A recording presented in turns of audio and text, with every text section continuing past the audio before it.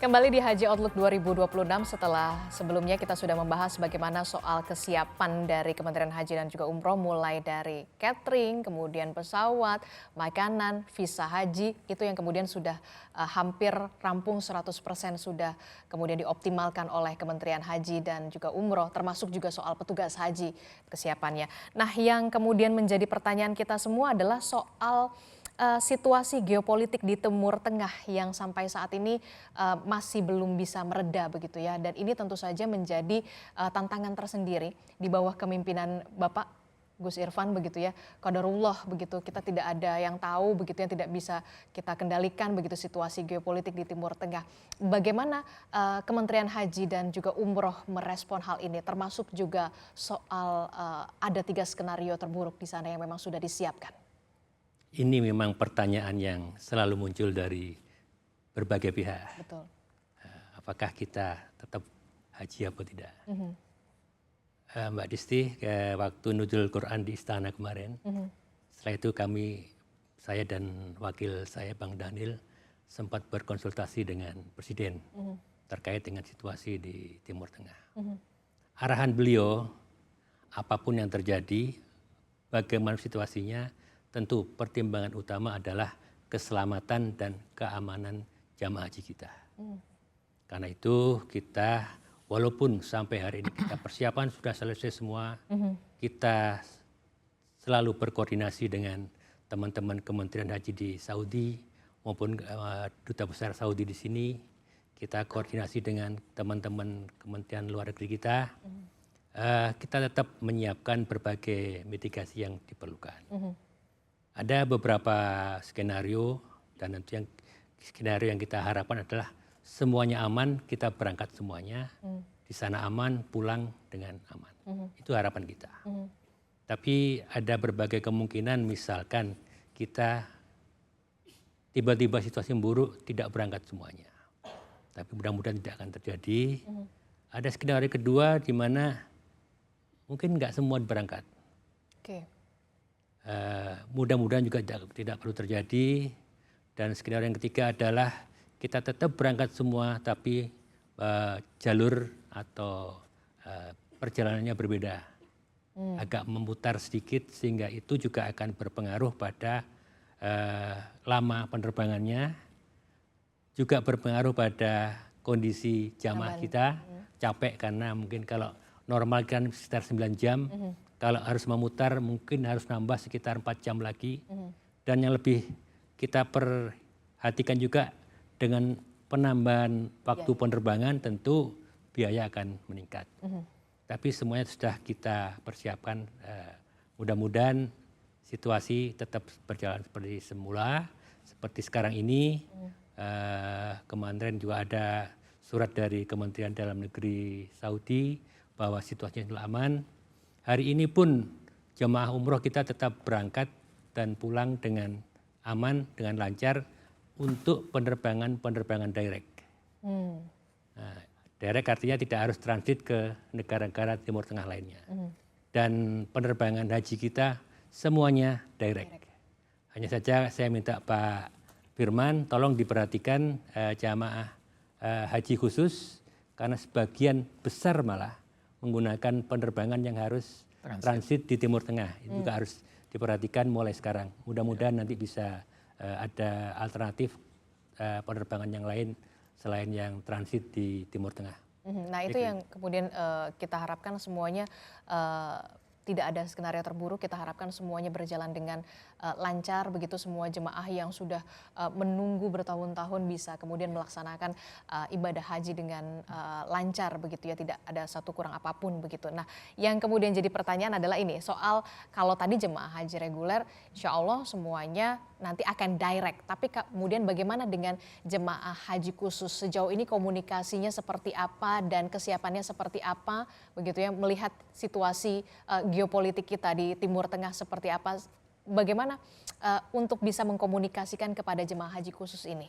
Iya, haji khusus adalah penyelenggaraan khusus dilakukan oleh PHK, mayoritas menggunakan pesawat reguler, baik reguler Garuda, Saudia, atau reguler pesawat lain yang di Timur Tengah, Etihad, Emirates, Qatar, Oman. Dan itu punya porsi yang cukup besar Pak Menteri. Jadi saya juga syukur dalam kesempatan ini bisa melaporkan langsung ke Pak Menteri. Kami sampai saat ini belum ada alternatif lain untuk pilihan-pilihan pesawat menggunakan transit tersebut. Namun karena masih ada waktu sekitar 1 bulan lebih, kita akan coba finalisasi nanti Pak Menteri, kita akan data ulang, dan kita harapkan pemerintah Kementerian Haji dan Umroh dalam hal ini bisa membantu kami untuk mengkoordinasikan dengan Garuda untuk bisa menjadi alternatif. Walaupun saat ini semua pesawat tersebut sudah dibayar dan lunas, sudah isu tiket. Cuman kita belum tahu perkembangan sejauh ini. Walaupun berapa hari terakhir ini kami lihat Pak Menteri untuk kepulangan jamaah umroh sebagian daripada pesawat yang kemarin sempat tidak terbang sudah mulai menerbangkan, tapi jumlahnya sangat terbatas.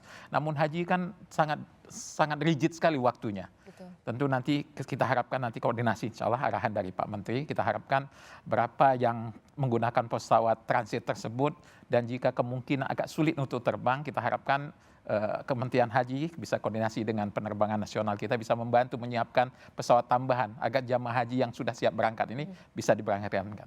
Bagaimana Gus Irfan, ada yang bisa dibantu begitu ya soal maskapai penerbangan begitu soal tadi? Ya, kalau komunikasi tentu kita akan bantu.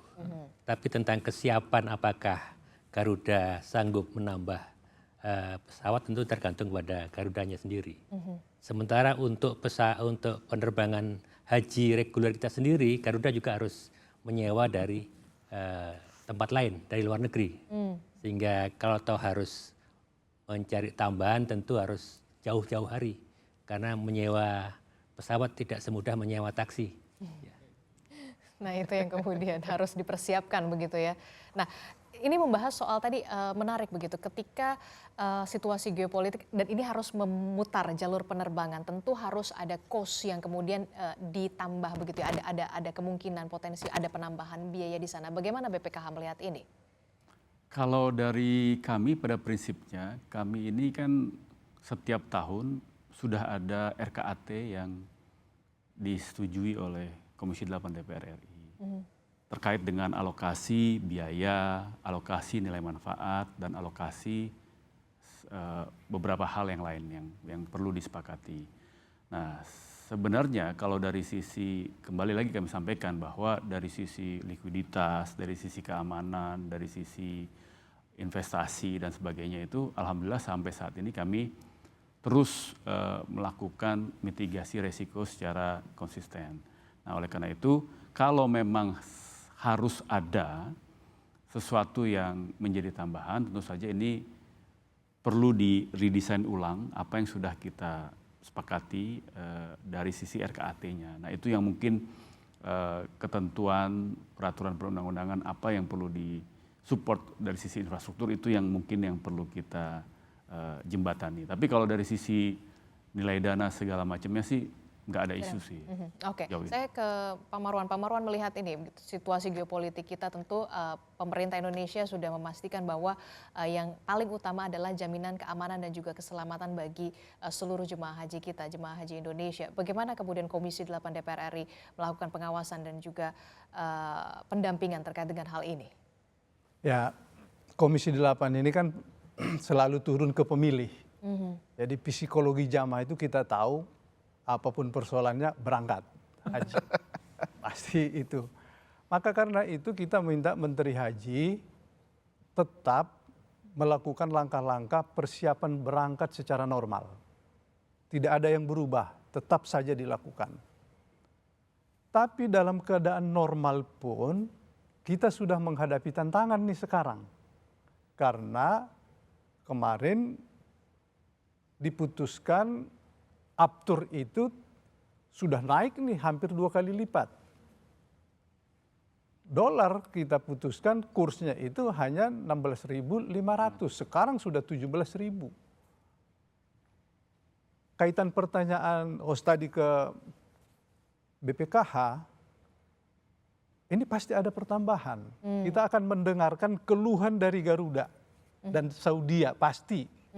Karena harus memutar kan? Bukan, tanpa memutar pun dalam keadaan normal saja, karena harga aftur yang disepakati, kemudian dengan kurs yang disepakati, dan itulah diputuskan di panja harganya. Yang disebutkan oleh Pak Fadlul tadi di RKAT-nya sudah disebutkan. Tapi ini akan ada tambahan, nggak bisa ngelak kita. Nah, pertama kalau mau memanfaatkan uang yang ada di BPKH, Komisi 8 belum tentu segera menyetujui, harus hati-hati juga karena itu uang jamaah yang akan datang. Tapi kalau mau memakai APBN, tidak ada juga peruntukan APBN untuk jamaah haji. Nah, karena itu kita meminta Menteri Haji berkoordinasi dengan baik, terutama dengan pemerintah. Ya, mungkin bisa dicarikan dari mana. Yang kedua, geopolitik semakin kacau. Kacaunya setelah jamaah ada di sana. Ini yang kita minta Menteri Haji, semuanya ini dilakukan mitigasi. Tidak jadi berangkat, mitigasinya apa? Mitigasinya uang yang sudah kita bayarkan jangan loss, jangan hilang. Harus diberlakukan, di Indonesia ini ada post mayornya, ada kedaruratannya. Bisa nggak berlaku di sana? Harus bisa, jangan hilang uang kita. Yang kedua, skenarionya itu berangkat.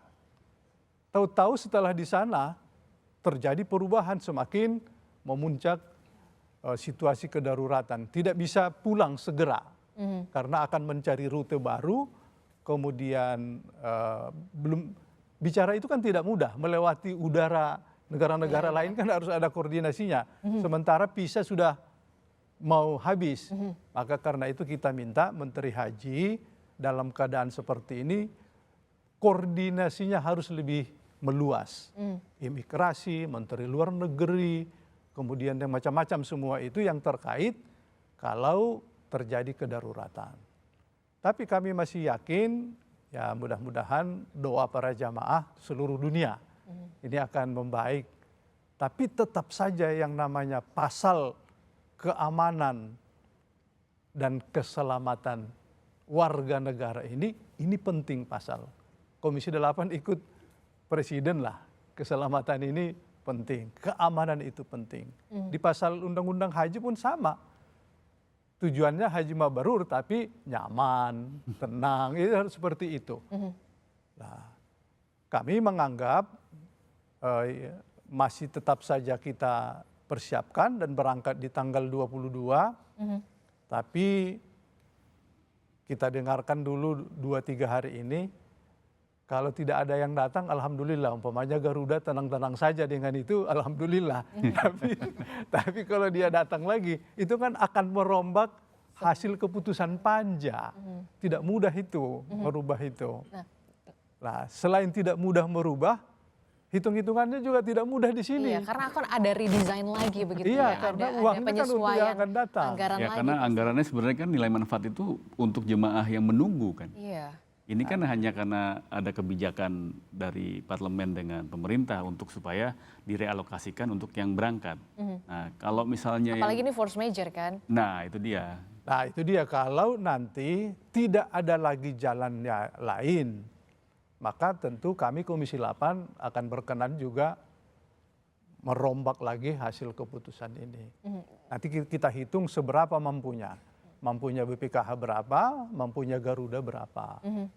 Dalam hitung-hitungan kami ya sekitar tambahan yang dibutuhkan itu sekitar 900 miliar, bahkan 1 triliun. 900 miliar. Dengan persoalan kurs dan Aftur. sekarang ini. Nah, ini yang harus dipikirkan matang-matang begitu karena memang ada skenario-skenario yang memang harus dimitigasi. Bagaimana Kemenhaj? Tadi Adisti bilang force major. Di Undang-Undang Haji, Undang 14 tahun 2025 memang disebutkan situasi kedaruratan. Di situ disebutkan bahwa situasi kedaruratan akan ditetapkan oleh Presiden yang berhak menetapkan ini darurat apa enggak. Kalau sudah ditetapkan darurat, baru kita nanti akan melaksanakan berbagai alternatif menghadapi kedaruratan itu. Walaupun sekarang pun kita sudah mulai menyiapkan berbagai kemungkinan dari kedaruratan yang akan terjadi. Tapi selama belum ada keputusan bahwa ini situasi darurat, tentu tidak akan bisa lakukan hal-hal yang seperti disampaikan tadi. Itu artinya sampai menunggu ada keputusan dari Presiden Prabowo Subianto. Ada deadline kah? Karena ini kan udah mepet juga ya. Ya kalau artinya kalau memang sampai pemberangkatan tidak tanggal 22 tidak ada situasi darurat, berarti kita berjalan sesuai dengan skenario awal, semua berjalan dengan baik. Dan itulah harapan kita. Oke, Bung Marwan. Ya tetap Komisi 8 meminta Menteri Haji ini jadwal yang sudah diputuskan ini terus dilakukan. Tetapi dalam koordinasi memang menyatakan tidak berangkat haji itu bukan Menteri Haji, tapi Presiden. Karena itu koordinasinya harus terus-menerus. Dalam situasi geopolitik seperti ini, tugasnya Menteri Haji memang semakin meluas. Nah, pada saatnya nanti kalau terjadi seperti itu, mau berangkat atau tidak berangkat, koordinasinya harus tetap. Karena situasinya agak berbeda. Nah, itulah tantangan yang saya sebutkan tadi untuk Menteri Haji kita. Satu sisi masyarakat berharap sempurna, tapi tiba-tiba dapat tantangan seperti ini tidak boleh dibiarkan masyarakat itu terlalu berharap sempurna sekali, nggak mungkin, agak berat ini. Oke, nanti kita juga akan bahas bagaimana soal kedepannya begitu ya, karena kita lihat tentu saja kita berharap pelaksanaan ibadah haji ini berjalan secara lancar walaupun memang situasi geopolitik kita memang sedang tidak baik-baik saja begitu, dan kita berharap kondisinya semakin kondusif, tidak mempengaruhi pelaksanaan ibadah haji yang kemudian kita tahu tinggal sebulan lagi.